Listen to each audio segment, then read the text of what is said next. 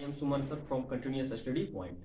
पिछला video lecture में हम लोग मेटलर्जी चैप्टर पे डिस्कस कर रहे थे और उसमें देख चुके थे कि हम लोग बहुत सारा जितना भी प्रोसेस होता है धीरे धीरे करके सारा प्रक्रिया को देख रहे थे। अब हम लोग उसमें जो देख रहे थे कि जो भी हम लोग निष्कर्षण किए थे, निष्कर्षण करने के बाद अयस्क आया था, अयस्क से हम लोग गेम को हटा दिए थे। फिर हम लोग क्या किए थे, जो भी अयस्क था उसमें से हम लोग उसको ऑक्साइड बना दिए थे। चलिए धीरे धीरे करके समझने का कोशिश करते हैं कि अगला इसका प्रक्रिया क्या हो सकता है। तो सबसे पहले हम लोग जो कर रहे थे, जिसका भी प्रोसेस कर रहे थे, उस प्रोसेस को हम लोग धीरे धीरे करके आगे बढ़ाते हैं और समझने का कोशिश करते हैं कि इसमें कितना प्रोसेस हो सकता है। उस प्रोसेस को जानने का कोशिश करेंगे। तो हम लोग जो नेक्स्ट वीडियो लेक्चर में, पिछला वीडियो लेक्चर में, प्रीवियस वीडियो लेक्चर में जो हम लोग देखे थे, उस पर स्टडी किए थे, उसमें क्या देख रहे थे, कोई भी अयस्क है तो सबसे पहला है यहां अयस्क। तो सबसे पहले अयस्क था और अयस्क से हम लोग क्या किए थे, यहां से गेंद को बाहर कर दिए थे। तो यहां से हम लोग क्या किए थे, गेंद को बाहर कर दिए थे और गेंद को बाहर करने के बाद जो भी अयस्क आया, यहां से अयस्क मिला था और अयस्क से हम लोग क्या किए थे, अयस्क को हम लोग ऑक्साइड में बदल दिए थे। अयस्क को हम लोग किस में बदल दिए थे, ऑक्साइड में बदल दिए थे। तो यहां से हम लोग ऑक्साइड में बदल दिए थे और इस प्रोसेस में हम लोग देख रहे थे भर्जन था और निस्तापन था। फिर अब ऑक्साइड को हमको बदलना है। ऑक्साइड को हमको किस में बदलना है, तो ऑक्साइड को हमको बदल देना है धातु में। अब यहां से हमको धातु प्राप्त करना है और धातु जो होगा पूर्णतः शुद्ध नहीं होगा, अशुद्ध धातु ही मिलेगा। कहीं कहीं आपको शुद्ध भी मिल सकता है, तो यहां पर अभी जो मिलेगा अशुद्ध धातु यहां से प्राप्त होगा। सबसे बेटर काम होता है कि हमको समझने का जो प्रक्रिया है किस तरह किए थे। धरती के अंदर से अयस्क आया, अयस्क से हम लोग गेंग निकाल दिए और गेंग निकालने के बाद अयस्क मिला। इसमें गेंग नहीं है, इसमें पहले गेंग था, अब गेंग नहीं है। गेंग का मतलब हो गया अशुद्धि। अब अयस्क आया, अयस्क को ऑक्साइड में बदले और ऑक्साइड से हमको क्या प्राप्त करना है, धातु। अब समस्या क्या है कि जो ऑक्साइड से जो धातु हम लोग प्राप्त करेंगे, इस प्रक्रिया को हम लोग बोलेंगे प्रगलन। इस प्रक्रिया को क्या बोलेंगे, प्रगलन। मतलब यहां से यहां आने के लिए एक प्रक्रिया होगा, उस प्रक्रिया को हम लोग बोलेंगे प्रगलन। तो यहां से हम लोगों को स्टडी करना है प्रगलन, जिसको इंग्लिश में हम लोग बोलते हैं स्मेल्टिंग। इसको क्या बोलते हैं, स्मेल्टिंग। बहुत इंपॉर्टेंट। अब ध्यान देके हम लोग समझने का कोशिश करते हैं कि प्रगलन क्या होता है, उसको कितना विधि से हम लोग कर सकते हैं। उसको धीरे धीरे करके हम लोग उस पर स्टडी करेंगे और समझने का कोशिश करेंगे। चलिए देखते हैं। तो यहां से इस प्रोसेस में क्या है, हम लोग देखने वाले हैं प्रगलन। तो हम लोग जब भी काम करेंगे किस पर करेंगे, प्रगलन है और प्रगलन को इंग्लिश में बोलते हैं स्मेल्टिंग। तो इस विधि में क्या किया जाता है, प्रगलन एक प्रक्रिया है, इसमें गर्म करना है। सब चीज में गर्म ही करते थे। इससे पिछला जब ऑक्साइड बना रहे थे उसमें भी गर्म ही किया जा रहा था, अभी भी गर्म ही करना है। लेकिन इस बार प्रावर्तनी भट्टी में नहीं करना है, वात्या भट्टी में गर्म करना है। गलनांक से उस ताप पर जब गर्म करते हैं किसी भी ऑक्साइड को, उस प्रक्रिया को बोलते हैं प्रगलन। क्या होता है, जब ऑक्साइड धातु का होना चाहिए, ऑक्साइड किसका होगा, धातु का। जब ऑक्साइड को गलनांक से उच्च ताप पर वात्या भट्टी में इसको बोलते हैं ब्लास्ट फर्नेस। इसको कौन सा फर्नेस बोला जाता है, ब्लास्ट फर्नेस बोलते हैं। इसको हम लोग गर्म करने का कोशिश कर रहे हैं। जब ऑक्साइड को गलनांक से उच्च ताप पर वात्या भट्टी में गर्म किया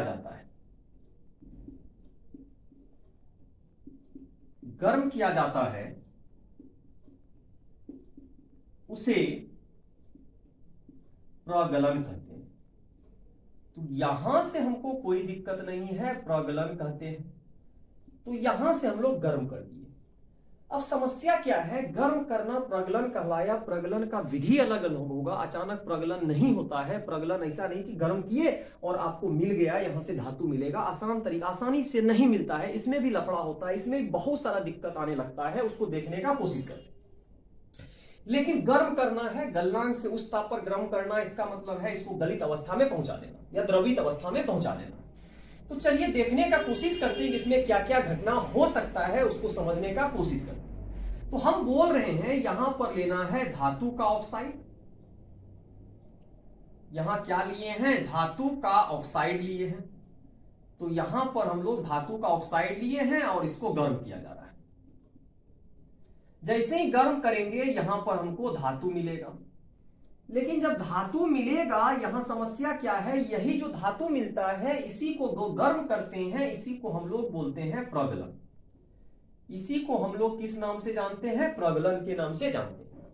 लेकिन जब हम इसका काम करेंगे तो समस्या क्या है, जो धातु का ऑक्साइड अकेला नहीं रहता है, उसमें भी अभी अशुद्धियां उपस्थित है। उस अशुद्धियां में होता क्या है, वो अगलनीय अवस्था में रहता है, वो गलता ही नहीं है, उसमें समस्या रहता है। तो चलिए देखते हैं, जो धातु का ऑक्साइड अकेला नहीं रहता है तो हम लोग क्या करते हैं, यहां से हम लोग धातु का ऑक्साइड तो लेना है, लेकिन धातु के ऑक्साइड के साथ क्या मिला हुआ रहेगा, इसमें जो होता है अगलनीय अशुद्धियां, अगलनीय अशुद्धियां, यहां जो होता है एक अशुद्धियां रहेगा जो अगलनीय हो, जो गलता नहीं हो, जो घुल नहीं पाता हो, जो द्रवित अवस्था में नहीं जाता हो, उस तरह का एक अशुद्धि इसके अंदर है। अब समस्या है, होता क्या है, गर्म करिएगा, जब गर्म करेंगे तो धातु तो पिघल जाएगा, इसको नहीं पिघला पाइएगा। जब इसको नहीं पिघला पाइएगा फिर दिक्कत है, उसमें क्या क्या घटना होगा। तो अब हमको देखना है कि हमको दोनों को द्रवित करना है, और जब दोनों को द्रवित करना है तो एक एक करके देखना होगा कि जब हम लोग धातु का ऑक्साइड से हमको धातु मिलेगा, यहां से हमको आसानी से धातु तभी मिलेगा, यहां धातु तभी मिलेगा जब हम इसका अवकरण करेंगे और इसमें हम लोग अपकारक का प्रयोग करेंगे। और दूसरा यहां से है, इसको अगलनीय अशुद्धियां से इसको हम लोग बना देंगे गलनीय। इसको क्या बना देंगे, गलनीय अशुद्धियां। तो यहां जो गलनीय अशुद्धियां बनेगा, इस गलनीय अशुद्धियां को बोलेंगे धातुमल। इसको आज के बाद बोलेंगे धातुमल। और धातुमल किसका, इसका इंग्लिश होता है स्लैग। तो यहां से हम लोग स्लैग बना लेंगे और स्लैग बन जाएगा, और स्लैग को हम लोग बोलते हैं धातुमल।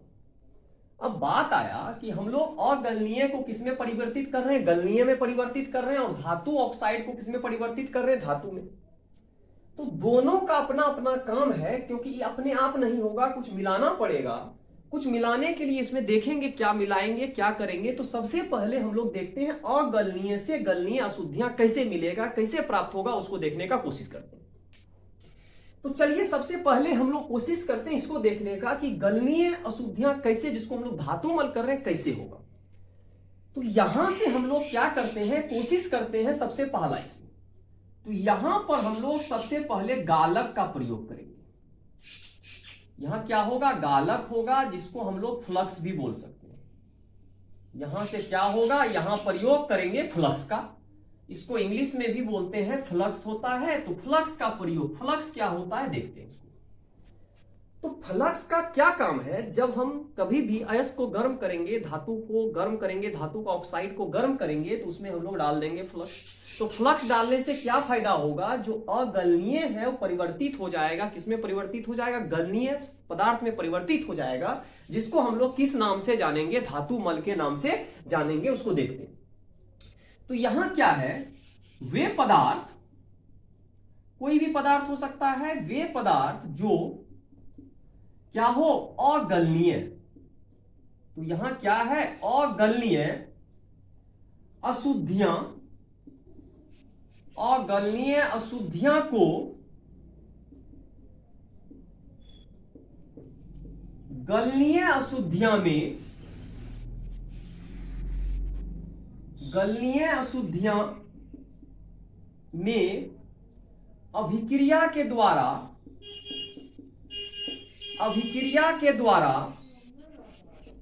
परिवर्तित कर देता है। अभिक्रिया के द्वारा परिवर्तित कर देता है। उसे क्या बोलिएगा? उसे गालक कहते हैं। उसे क्या कहते हैं? गालक कहते हैं। तो हमको कोई दिक्कत नहीं हो सकता है कि गालक क्या होता है। तो गालक वह होता है जो अगलनीय अशुद्धियां को क्या बोल देते हैं? गलनीय अशुद्धियां में बदल दे। तो यहां पर उसी को हम लोग क्या बोलेंगे? गालक। तो गालक वैसा होता है जो बीच का आदमी होता है, जो अभिक्रिया करके उधर डालेगा। तो इसमें क्या होता है, यहां ध्यान दीजिएगा। हम लोग मान लीजिए कोई भी गालक डालेंगे, तो यहां सबसे इंपॉर्टेंट है कि यहां पर क्या है? अगलनीय है। यहां पर आपका अगलनीय अशुद्धियां है। यहां मान लीजिए अगलनीय अशुद्धियां है और इसमें आप डाल दिए हैं क्या? गालक। जैसे ही गालक डालिएगा ये बदल जाएगा, जो अगलनीय था अब बदल जाएगा यहां पर गलनीय। तो यहां पर बदल गया गलनीय अशुद्धियां में, तो यहां पर बदल गया गलनीय अशुद्धियां में। तो जो गलनीय अशुद्धियां होता है इसको हम लोग आज के बाद जानेंगे धातु मल के नाम से जानेंगे। तो धातु मल अगर कोई पूछे क्या होता है, तो जो पहले अगलनीय था, जो अगलनीय था, जो आपका क्या हो द्रवित अवस्था में नहीं जा रहा था, उसको क्या किए, जब हम गालक डाल दिए तो द्रवित अवस्था में परिवर्तित हो गया। उसी द्रवित अवस्था वाले जो अशुद्धियां हैं उसी को हम लोग किस नाम से जानेंगे? धातु मल के नाम से जानेंगे। तो धातु मल तभी बनेगा जब इसके अंदर आप क्या डालिए? गालक। तो इस प्रक्रिया को हम लोग देख रहे हैं। तो अगला प्रक्रिया को फिर देखते हैं, उसमें क्या क्या घटना होगा, क्या कर सकते हैं, नहीं कर सकते, फिर धीरे धीरे करके आगे प्रोसेस को बढ़ाना है। यहां तक कोई दिक्कत नहीं होना चाहिए कि प्रगलन क्या होता है। प्रगलन उस प्रक्रिया को कहते हैं जिसमें गर्म करते हैं वात्या भट्टी में, लेकिन गर्म करने से आपका काम नहीं हो रहा था, क्योंकि इसमें दो समस्या आ रहा था। एक तो अगलनीय को गलनीय बनाना है, दूसरा धातु ऑक्साइड को धातु बनाना। इसके बारे में तो बाद में विचार करते हैं, सबसे पहले इसके बारे में विचार कर रहे हैं कि इसमें क्या क्या समस्या आएगा और उसको समस्या को दूर किया जा रहा है किसके द्वारा? गालक के द्वारा। तो गालक के द्वारा जब दूर कर दीजिएगा तो उससे फायदा हो जाएगा। तो धीरे धीरे करके हम लोग समझने का कोशिश करते हैं कि घटना को किस तरह हम लोग देखेंगे और समझने का कोशिश करेंगे। तो यहां तक कोई दिक्कत नहीं होना चाहिए, आसानी से आप समझ सकते हैं, आसानी से पकड़ सकते हैं क्या घटना हो रहा है, क्या घटना हो सकता है। आगे बढ़ते हैं और कोशिश करते हैं अगला प्रक्रिया को समझाने का। और धीरे धीरे पूरा जब समझ लीजिएगा तो आसानी से आप इसको कहीं भी एग्जाम में लिख सकते हैं। और धीरे धीरे करके समझना है, आसानी से समझना है कि हर एक प्रक्रिया के बाद अगला प्रक्रिया क्यों आ रहा है, उसके साथ यूज जो कर रहे हैं, प्रयोग जो कर रहे हैं, क्यों कर रहे हैं, उसके साथ कुछ ना कुछ मिलाया जा रहा है, उसका भी कुछ कारण होता है। बिना कारण का कुछ भी नहीं मिलाया जाता है। इसलिए हमेशा याद रखेंगे, मिलाने से पहले उस प्रक्रिया को सही ढंग से समझने का कोशिश करेंगे कि उस प्रक्रिया में, अगला प्रक्रिया में क्यों ऐसा घटना किया जा रहा है। अब चलते हैं कि हम लोग जो इसमें अशुद्धियां डाले, धातु मल होता है और धातु मल का घनत्व बहुत ही कम होता है। याद रखना है, धातु मल का घनत्व कम होता है। तो धातु मल का इसका जो घनत्व होता है कम होता है। तो धातु मल हल्का होता है। घनत्व कम होने का मतलब हो गया कि धातु मल किस प्रकृति का होता है? बहुत ही हल्का होता है। इसका मतलब अगर हल्का होगा तो हम लोग अगर कभी भी धातु मल बनेगा तो हमेशा याद रखिएगा, नीचे आपका दो लेयर बनेगा, दो प्रक्रिया बनेगा। ऊपर में आपका क्या आ जाएगा? धातु मल हल्का है जो ऊपर आ जाएगा। ऊपर वाला पार्ट में आपका क्या होगा? धातु मल होगा। तो यहां पर धातु मल होगा और नीचे में आपका क्या हो जाएगा? यहां पर धातु प्राप्त होगा। इससे आप शुद्ध धातु प्राप्त कर सकते हैं। तो इसमें कोई दिक्कत नहीं है, धातुमल हो गया। अब याद करना, अब समस्या क्या है? जो धातुमल हम लोग डाल रहे हैं, देख के डालना होगा कि क्या डालना है, कब डालना है, नहीं डालना है, क्योंकि अम्लीय भी हो सकता है और भास्मिक भी हो सकता है। अगर अम्लीय है, अगर आपका अशुद्धियां अम्लीय है तो उसमें भास्मिक डाल देंगे, गालक क्या डालेंगे? भास्मिक। अगर वही भास्मिक है तो इसमें अम्लीय डालेंगे। तो आपका जो गालक होगा, यहां से जो गालक है, गालक का दो प्रकार होगा। तो गालक एक हो जाएगा अम्लीय, एक हो जाएगा अम्लीय गालक और एक हो जाएगा भास्मिक।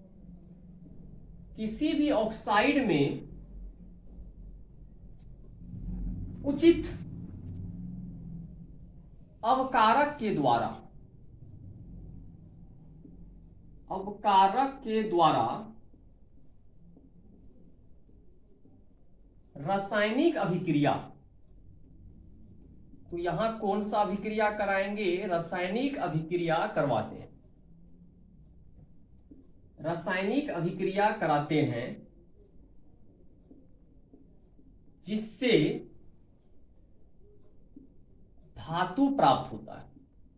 तो हमको धातु प्राप्त करना है और धातु प्राप्त करने के लिए हमको अवकरण कराना है और अवकरण कराने के लिए हमको अवकारक चाहिए। तो अवकारक क्या करेगा? अभिक्रिया कर लेगा, जिसके साथ भी होगा, जो भी धातु का ऑक्साइड लीजिएगा उसके साथ क्या करेगा? अभिक्रिया करेगा, और अभिक्रिया करने के बाद आपको क्या मिल जाएगा? धातु का प्राप्ति होगा। तो धातु यहां से मिल जाएगा। लेकिन उसमें ऐसा क्या क्या चीज लेंगे उसको देखते हैं। तो सबसे पहला है कार्बन। यहां से क्या लेना है? कार्बन। तो यहां से आ गया कार्बन, अवकारक कार्बन अवकारक के द्वारा। अगर अवकारक आप क्या ले लीजिएगा? कार्बन ले लीजिएगा। तो क्या करता है? कार्बन धातु ऑक्साइड के साथ अभिक्रिया करता है और CO गैस में परिवर्तित हो जाता है। तो यहां से क्या होता है? धातु का ऑक्साइड, कोई भी धातु का ऑक्साइड होगा, यहां से हो जाएगा धातु का ऑक्साइड लेंगे। धातु का ऑक्साइड कार्बन के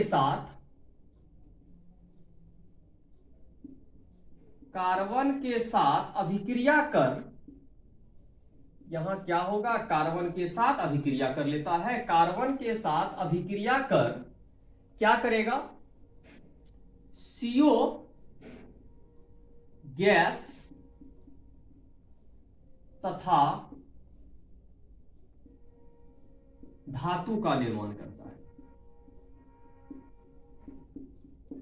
तो यहां से हमको पता चल गया कि दो चीज बनेगा, एक CO बनेगा और एक आपका धातु का निर्माण हो जाएगा। आप यहां से धातु प्राप्त कर सकते हैं। सबसे इंपॉर्टेंट हो गया कि हम लोग यदि अवकारक में क्या डाल दें? कार्बन डाल दें। कार्बन डालने से हम लोगों को कोई दिक्कत नहीं होगा। जैसे ही कार्बन डालिएगा आपको धातु मिल जाएगा। कैसे मिलेगा देखते हैं।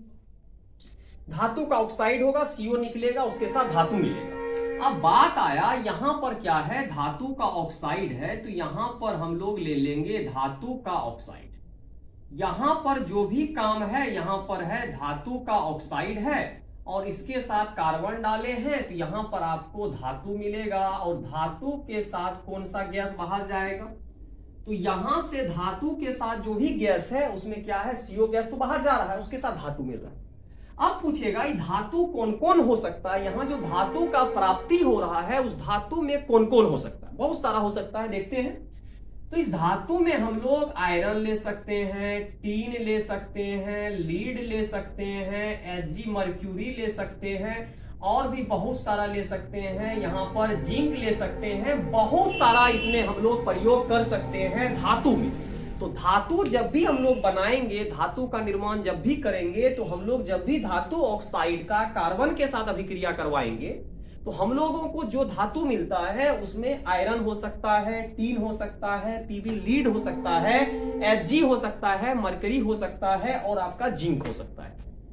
कैसे अभिक्रिया होता है उसको देखते हैं। अभिक्रिया मान लीजिए इसका ऑक्साइड, किसी का भी ऑक्साइड आप ले सकते हैं। यहां मान लीजिए एक उदाहरण, एक एग्जांपल के थ्रू समझाने का कोशिश करते हैं। मान लीजिए इसका ऑक्साइड है, किसी का ऑक्साइड तो हो, मान लेते हैं यहां जिंक का ऑक्साइड है, इसमें आप डाल दिए हैं कार्बन और कार्बन जैसे ही डालेंगे यहां बन जाएगा जिंक और CO के साथ कनेक्ट हो जाएगा और यहां बना लेगा CO।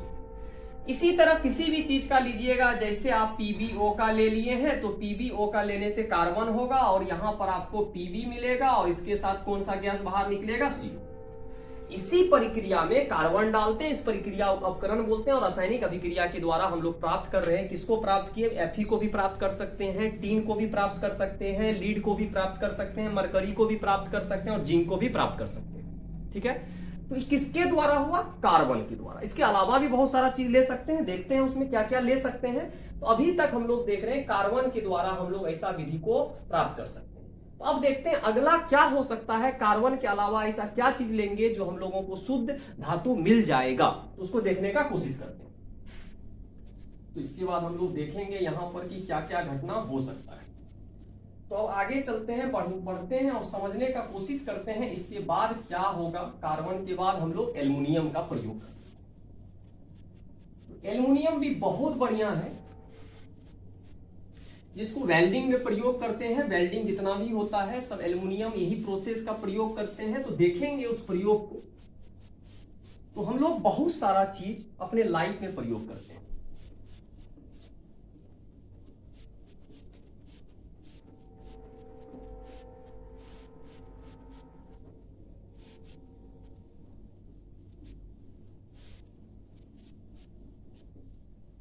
तो चलिए अब आगे बढ़ते हैं और समझने का कोशिश करते हैं कि इसके बाद क्या हो सकता है, इसके बाद क्या घटना होगा। हम लोग अभी जो प्रयोग कर रहे थे, किसका प्रयोग कर रहे थे? कार्बन का। और कार्बन जब डाले थे तो मेटल ऑक्साइड से क्या किया था? मेटल का ऑक्साइड है, ओ को ट्रैप कर लिया था, ओ को खींचा था, ओ से CO बना लिया था और वहां से बहुत सारा विधि हो गया था। अब अगला क्या देखते हैं, यहां से आप दूसरा इसमें ले सकते हैं। यहां पर दूसरा जो है आपका क्या है? B। इसमें CO के द्वारा भी अवकरण हो सकता है। सेम विधि होगा, सेम चीज। CO है तो CO2 बनाएगा। तो यहां पर CO अवकारक भी हो सकता है, CO अवकारक के द्वारा। यहां किसके द्वारा होगा? CO अवकारक के द्वारा भी अवकरण विधि को आप लागू कर सकते हैं, देख सकते हैं। तो यहां पर कोई दिक्कत नहीं होना चाहिए, CO लीजिएगा। फिर वही बात, यहां पर क्या होगा? ऑक्साइड के साथ अभिक्रिया कर। ये भी किसके साथ अभिक्रिया करता है? ऑक्साइड। तो ऑक्साइड के साथ क्या करेगा? अभिक्रिया कर लेगा, के साथ अभिक्रिया करेगा। और यहां पर अभिक्रिया कर CO2 गैस तथा धातु का निर्माण करता है। किसका निर्माण करेगा? धातु का निर्माण करता है। तो यहां पर पता चल गया किसका निर्माण करेगा? दो चीज का निर्माण करेगा, एक CO2 बनाएगा और एक धातु का निर्माण करेगा। कब? जब CO अवकारक लीजिएगा, उसमें C लिए थे तो CO बनाया था, इसमें आप CO ले रहे थे तो CO2 बनाएगा। और सेम वही विधि होगा, यहां पर कोई धातु का ऑक्साइड लीजिएगा, यहां पर हम लोग क्या करेंगे? धातु का ऑक्साइड ले लेंगे। इसमें क्या रहेगा? CO रहेगा। और जैसे ही CO बाहर आएगा यहां पर आपको धातु मिल जाएगा। और धातु के साथ CO यहां से क्या बना लेगा? यहां से आपका CO2 बना लेगा। इस तरह करके भी आप आसानी से धातु को प्राप्त कर सकते हैं। और जो धातु यहां मिलेगा वही धातु जो आप पहले कार्बन लिए थे, यहां भी वही होगा। यहां भी आपको जो धातु मिलेगा, आपको Pb मिल सकता है, जिंक मिल सकता है, आपको बहुत सारा यहाँ पर Ag मिल सकता है, आयरन मिल सकता है। सारा विधि, जितना विधि आप पिछला वाला में धातु प्राप्त किए थे, पिछला अब जो अपकारक कार्बन लिए थे उसमें जितना आप धातु प्राप्त किए थे उतना धातु इसमें भी प्राप्त कर सकते हैं। ठीक है, तो CO अपकारक के द्वारा भी आप प्राप्त कर सकते हैं। जैसे एक उदाहरण लेते हैं और उदाहरण से समझने का कोशिश करते हैं। तो इसमें उदाहरण लेंगे, मान लीजिए यहाँ ZNO है और यहां पर क्या है? CO है। आपको जानते हैं इस O इसके पास जाएगा तो यहां पर क्या बना लेगा? जिंक बाहर निकल जाएगा और यहां पर CO2 गैस बाहर निकलेगा। इस विधि के द्वारा भी हम लोग इस तरह का रासायनिक अभिक्रिया अगर लगाएंगे तो यहां से आपको जिंक मिलेगा, शुद्ध धातु मिलेगा। धातु बहुत प्रकार का हो सकता है। अब तो हो गया, कार्बन के बारे में देख लिए, CO के बारे में देख लिए। अब एल्युमिनियम पे सोचते हैं। एल्युमिनियम वाला बहुत ही बेहतरीन इंपॉर्टेंट होता है आपका सिलेबस के लिए। तो C है Al, एल्युमिनियम अवकारक द्वारा। तो यहां से क्या है? एल्युमिनियम अवकारक के द्वारा आप प्राप्त कर सकते हैं। बहुत ही जरूरी होता है एल्युमिनियम। इस विधि को हम लोग बोलेंगे एल्यूमिनोथर्मिक प्रोसेस, प्रक्रिया। इस प्रक्रिया को हम लोग क्या बोलते हैं? इसमें क्या होता है देखिएगा, इसमें क्या होता है? यहां से धातु ऑक्साइड, जब भी हम लोग काम करेंगे धातु ऑक्साइड ही लेंगे। और धातु ऑक्साइड का अभिक्रिया, यहां पर क्या होगा, धातु ऑक्साइड का अभिक्रिया करवा देंगे। धातु ऑक्साइड का अभिक्रिया Al से करवाने पर, Al से करवाने पर, तो जैसे ही Al से करवाइएगा, Al से करवाने पर यहां क्या होता है, धातु तथा Al2O3 एल्युमिनियम ऑक्साइड का प्राप्ति होता है। तो यहां से हम लोगों को प्राप्ति होता है। तो दो चीज प्राप्त होगा, यहां से क्या क्या प्राप्त होगा, एक बनेगा धातु बन जाएगा, धातु अलग होगा। एल्युमिनियम क्या करेगा, धातु से ऑक्सीजन को खींच लेगा, क्या बना देगा, Al2O3 बना देगा। इस विधि में यहां जो होता है, जितना भी विधि है इस प्रक्रिया में ऊष्माक्षेपी प्रक्रिया होता है, यह ऊष्माक्षेपी होता है। कौन सा प्रक्रिया होता है, ऊष्माक्षेपी, जिसको हम लोग क्या बोलते हैं, एक्जोथर्मिक। इसको कौन सा प्रोसेस बोलते हैं, एक्जोथर्मिक ऊष्माक्षेपी प्रक्रिया होता है। और ऊष्माक्षेपी प्रक्रिया में खास बात क्या होता है, जब भी आप ऊष्माक्षेपी प्रक्रिया करिएगा, ऊष्माक्षेपी प्रक्रिया में क्या होता है, बहुत सारा ऊष्मा क्या होता है, बाहर निकलता है। ऊष्मा इसमें क्या होता है, बाहर निकलते जाता मतलब गलित अवस्था में मिलेगा। जब भी आपको धातु मिलेगा, इसमें गलित अवस्था में ही मिलेगा, अदर में नहीं मिलेगा। चलिए देखते हैं, इसको कोशिश करते हैं समझने का। और इसका प्रयोग जब भी करेंगे, मान लीजिए यहां पर कोई भी धातु का ऑक्साइड दे दिए हैं, तो यहां पर तो हमेशा जानते हैं हम लोगों को, जब भी लेना है क्या लेना है, धातु का ऑक्साइड लेना है। इसके बाद धातु का ऑक्साइड में हम लोगों को मिला देना है, एल्युमिनियम मिला देना है, एल्युमिनियम मिला दिए। फिर जैसे ही यहां अभिक्रिया होगा, इस अभिक्रिया में क्या होगा, यहां से आपको धातु मिलेगा, और धातु के साथ साथ आपको क्या मिलेगा, Al2O3 मिलेगा। तो इतना चीज आपको मिलना जरूरी है। यहां से Al2O3 मिल जाएगा, धातु का ऑक्साइड तो मिलेगा ही मिलेगा, उसके साथ एल्युमिनियम डाल देंगे तो धातु प्लस Al2O3 मिलेगा। ज्यादातर इसका प्रयोग किसके लिए करते हैं, यहाँ जो धातु मिलेगा, एक मिलेगा क्रोमियम मिलेगा, मैग्नीज मिलेगा, ज्यादातर हम यही चीज के लिए यूज करते हैं। आयरन का भी प्रयोग कर सकते हैं, यहां से Fe भी मिल सकता है। तो देखेंगे, इसका प्रयोग करके देखते हैं क्या घटना हो सकता है। तो धातु प्लस Al2O3 क्रोमियम मैग्नीज यहां से निकाल सकते हैं, इसमें कोई भी दिक्कत नहीं होना चाहिए। हम आसानी से यहां पर हम लोग प्राप्त कर सकते हैं। किस किस चीज को प्राप्त कर सकते हैं, क्रोमियम को प्राप्त कर सकते हैं और मैग्नीज को प्राप्त कर सकते हैं। अब हम लोग यहां से देखेंगे, आगे वाला प्रक्रिया को देखते हैं और इसको कोशिश करते हैं समझने का कि इसमें क्या घटना हो सकता है। तो हम लोग पहले ही दे दिए हैं, धातु का ऑक्साइड है, एक एल्युमिनियम है, और इसमें डालने के बाद धातु बनाया, और धातु के बाद क्या बनाया है, Al2O3 बनाया। तो धातु में जैसे ही इसमें अभिक्रिया होगा, तो इसके साथ साथ इसमें उष्मा भी बाहर आएगा। तो खास बात क्या है कि ऊष्माक्षेपी है, तो इसमें उष्मा भी बहुत ज्यादा बाहर आता है। और जब भी मिलेगा ना आपको द्रवित अवस्था, ये जो आपको मिलने वाला है, या तो आपको गलित में मिलेगा पिघला हुआ, या तो आपको द्रवित मिलेगा। यहाँ दोनों अवस्था मिलेगा, द्रवित या गलित, क्योंकि ऊष्माक्षेपी है, बहुत ज्यादा बहुत उष्मा निकलेगा, गलित अवस्था में ही रहेगा।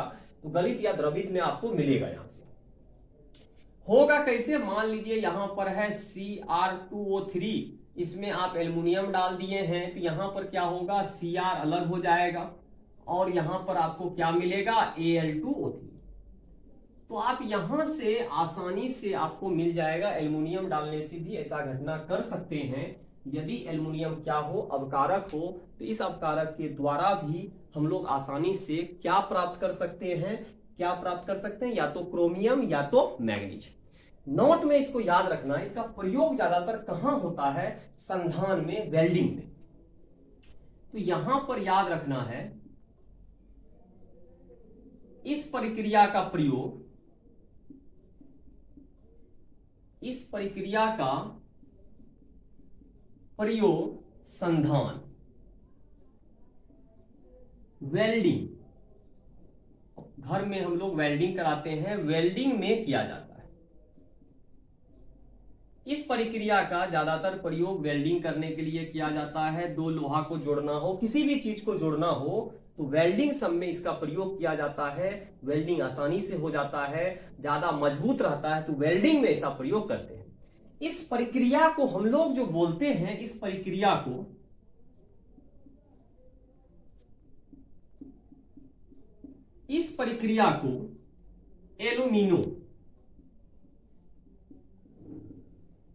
एल्यूमिनोथर्मिक प्रक्रिया, या इसको बोलेंगे गोल्ड समिट प्रक्रिया कहते हैं। तो इस प्रक्रिया का नाम याद रखना, इस प्रक्रिया को क्या क्या कह सकते हैं, इस प्रक्रिया को एल्यूमिनोथर्मिक प्रक्रिया या इसको गोल्ड समिट प्रक्रिया भी कह सकते हैं। इसको गोल्ड समिट नाम का वैज्ञानिक किया था। वेल्डिंग में इसका ज्यादातर यूज होता है। तो हम लोग क्या क्या पढ़े, कार्बन ले सकते हैं, CO ले सकते हैं, एक एल्युमिनियम ले सकते हैं। इस तरह का प्रक्रिया का प्रयोग हम लोग कर सकते हैं। एक और भी कोई भी अपकारक है, उसको भी हम लोग देखते हैं। यहां पर D नंबर में जल गैस अपकारक। यहां पर क्या है, जल गैस। जल गैस का इंग्लिश होता है वाटर। तो यहां पर क्या है, एक वाटर गैस है, इसका फार्मूला होता है CO+H2। इसका प्रयोग भी कर सकते हैं वाटर गैस। किसके लिए होता है, निकेल के लिए। इसमें किसका प्रयोग करते हैं, निकेल के लिए करते हैं। तो यहां पर होता है निकेल, Ni के लिए किया जाता है। तो यहां पर हम लोग जब भी करेंगे, किसके लिए करेंगे, Ni के लिए इसमें प्रयोग किया जाता है। तो जब भी हम लोगों को Ni निकालना हो तो हम लोग वाटर गैस का प्रयोग कर सकते हैं, जल गैस का प्रयोग कर सकते हैं। उसका फार्मूला होता है CO+H2 होता है। तो चलिए देखने का कोशिश करते हैं कि हम तो जानते हैं कोई भी काम करेंगे ऑक्साइड लेना होगा। तो ऑक्साइड कैसे लेंगे, यहां पर मान लीजिए निकेल है, अब प्लस निकेल का क्या लेना है, ऑक्साइड लेना है। इसमें क्या डाल दिए हैं, यहाँ CO डाल दिए हैं और यहाँ H2 डाल दिए हैं। क्या होता है, जब अभिक्रिया होता है तो आपको यहां से निकेल मिलेगा, यहां से CO2 मिलेगा, प्लस यहां से क्या मिलेगा, वाटर मिलेगा, जल मिलेगा। इस प्रक्रिया के द्वारा आप निकेल का प्राप्ति कर सकते हैं जब जल गैस का प्रयोग करिएगा। तो जितना प्रक्रिया हम लोग देखे, इसमें क्या था, रासायनिक विधि था, रासायनिक अवकरण था। इसमें अवकारक डाले, कार्बन डाले, CO डाले, इसके बाद एल्युमिनियम डाले जिसको एल्यूमिनोथर्मिक प्रक्रिया भी बोले, और इसके बाद हम लोग जल गैस का भी प्रयोग किए। तो बहुत सारा प्रक्रिया में बहुत सारा अवकारक का प्रयोग करते हुए हम लोग शुद्ध धातु में पूरा का पूरा पूर्ण शुद्ध तो नहीं है, शुद्ध के करीब पहुंच चुका है। इसके बाद जब हम लोग और आगे प्रक्रिया करेंगे तो पूर्णतया शुद्ध प्राप्ति होगा। तो अभी तत्काल उतना शुद्ध नहीं है, 99% शुद्ध नहीं बोल सकते हैं, इसको आगे भी शुद्ध करना पड़ेगा। लेकिन अभी हमको धातु मिल चुका है, इसको आगे प्रक्रिया जब करेंगे तो पूर्णतया शुद्ध हो जाएगा। तो इतना हम लोग किए रासायनिक प्रक्रिया के बलबूते पे किए। अब हम लोग इसको कहते हैं, आगे जो हम लोग पढ़ेंगे, स्व अवकरण प्रक्रिया। स्व मतलब अपने आप होने वाला, इसमें किसी भी चीज का जरूरत नहीं होता है। चलिए उसको भी देखते हैं और कोशिश करते हैं समझने का। तो यहां पर हम लोग देखेंगे कि अगला प्रक्रिया क्या होगा, स्व अवकरण प्रक्रिया होगा। उसको हम लोग देखेंगे और उसको समझने का कोशिश करते हैं कि उसमें क्या क्या घटना हो सकता है। तो चलिए उसको कोशिश करेंगे समझने का। स्व प्रकरण, तो यहां पर हम लोग देखेंगे स्व प्रकरण प्रक्रिया। तो चलिए हम लोग यहां से देख चुके हैं, अवकरण में जो भी घटना हो रहा था धीरे धीरे करके उसके बारे में सोच रहे हैं और कोशिश कर रहे हैं समझने का।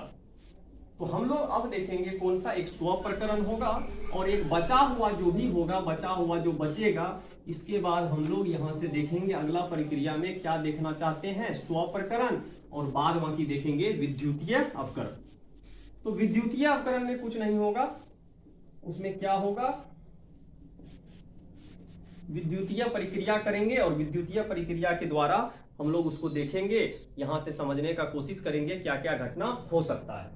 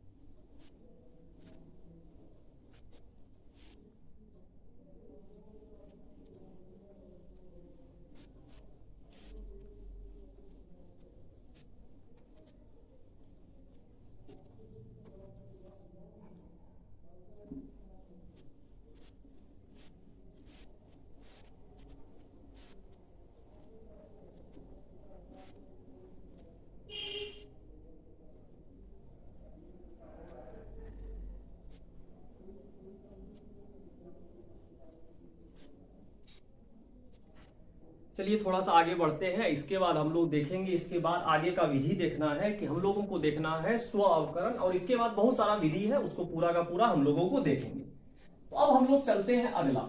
हम लोग पहला वाला इसमें देख चुके हैं क्या क्या घटना होगा। हम लोग अवकरण जो भी करवाए थे उसमें कार्बन लिए थे, और इसमें एक बार देखे थे एल्युमिनियम भी लिए थे, जिसको एल्यूमिनोथर्मिक प्रक्रिया बोले थे।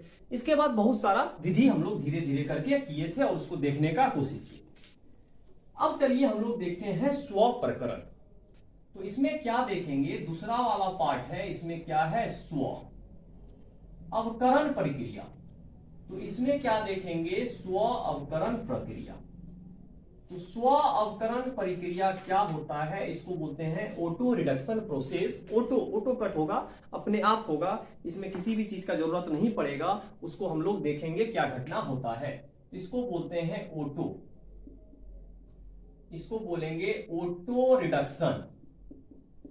कौन सा प्रोसेस, तो ऑटो रिडक्शन प्रोसेस को देखना है, इसमें क्या होगा देखने का कोशिश करते हैं। स्व प्रकरण, स्व अवकरण का मतलब ही हो गया कि इसमें किसी भी चीज का जरूरत नहीं पड़ेगा, जो एक बार ले लीजिएगा उसको आसानी से करेंगे। इसमें किसी भी चीज को डालने का कोई जरूरत नहीं है, आप आसानी से कर सकते हैं इस प्रक्रिया को, इसमें कहीं भी कोई दिक्कत नहीं होगा। तो चलिए इसमें देखते हैं क्या होता है, किसके लिए प्रयोग ज्यादातर करते हैं। इसका प्रयोग जब भी करेंगे, इसमें सल्फाइड अयस्क लेते हैं। इसका प्रयोग सल्फाइड अयस्क